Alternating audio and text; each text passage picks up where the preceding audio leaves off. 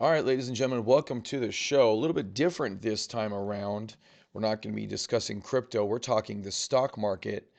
And yesterday, April 9th, 2025, was the second largest up day in history. So, what does that mean? Second largest up day in Nasdaq history. Let's take a look. So, if we take a look, this is from Wikipedia, the most trusted news source in the world, at least these days. We have the top 10 days of changes. The first day is in 2001 with 14%, yesterday with 12%, then 11, 10, a few in the nines, a few in the eights, and then it starts to get numerous down in the sevens. So I only went to the top 10 strictly because I didn't feel like doing this all day long. But let's take a look. So are we going to get a great bull market from 2001, 2008? So here's 2001. Are we going to get a great bull market in 2008? What about a great bull market in 2000? What about a great bull market in 2020? What about a great bull market in 2000 again? Let's take a look.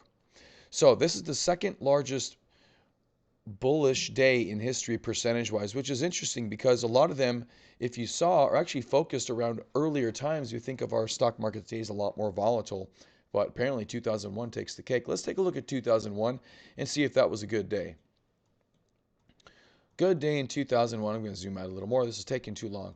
So as you can see, we find many of our great up days. We find number one, which is in the middle of this huge bear market, this absolute massive bear market. These are called bear market rallies.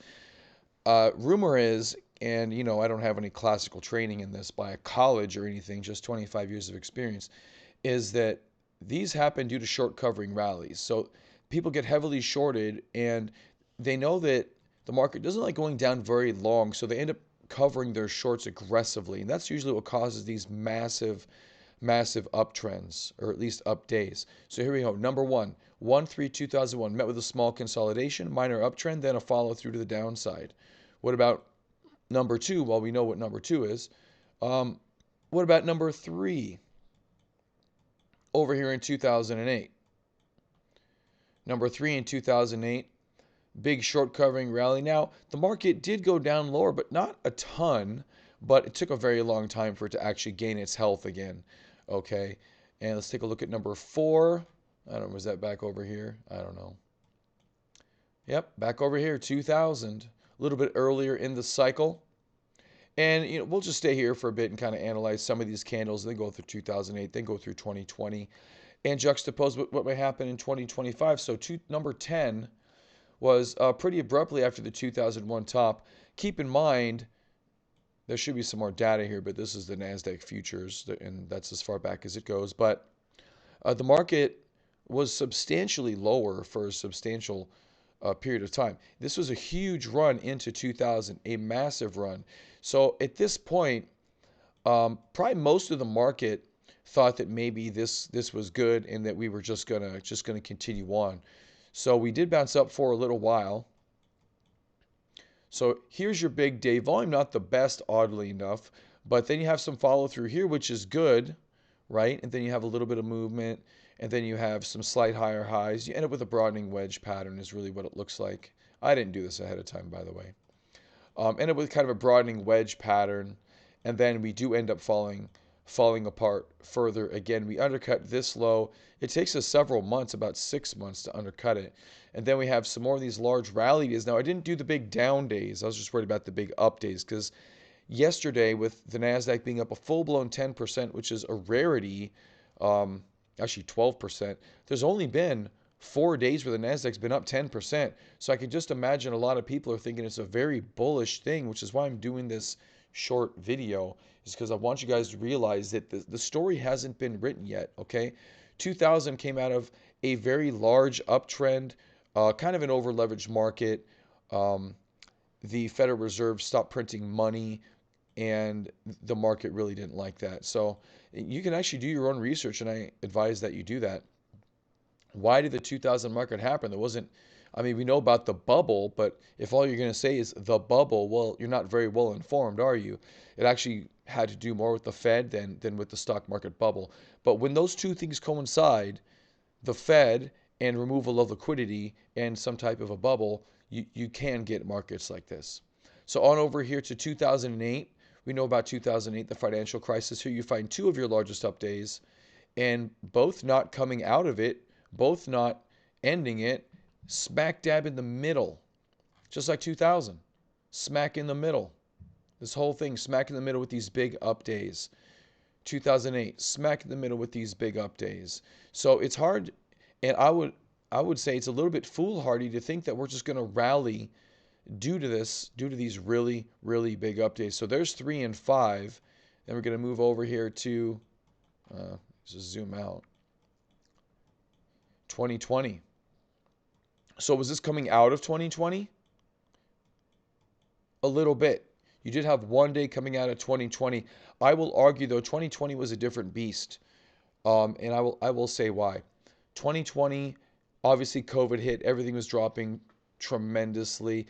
This is, I think, more like what we have today than what this is. And that's just my opinion. And I'm going to say why.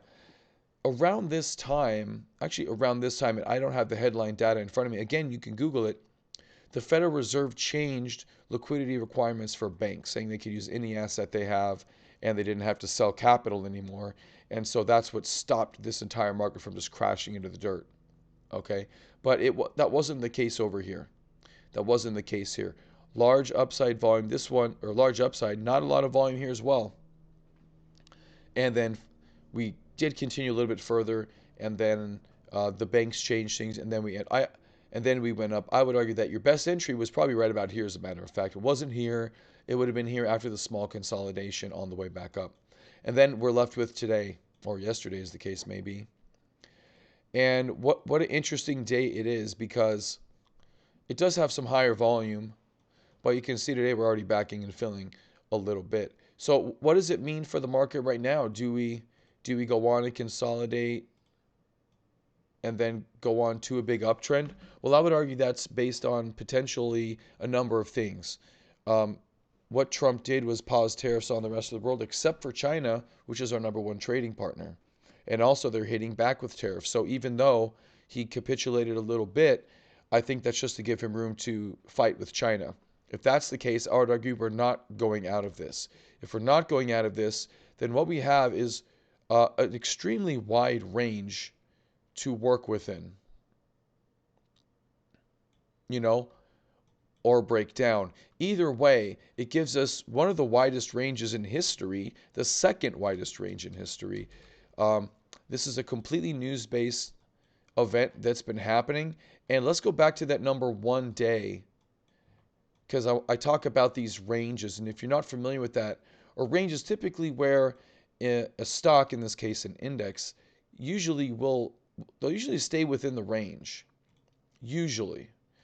Now in this particular case, they didn't stay within the range. We actually did draw down to the bottom of the range, retrace that entire candle, and then moved back up.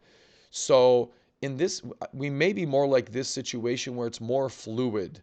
I don't think we'll be sideways up and then out unless Trump caves. But other than that, ladies and gentlemen, that is about it. I wanted to show you that just because we have a huge, amazing up day that rips your face off with green doesn't necessarily mean that all worries are over for the markets. Far from it. This is a very news-driven market. And my suggestion is to play extremely cautiously, if at all, and let the big boys have the fight. Thanks for watching.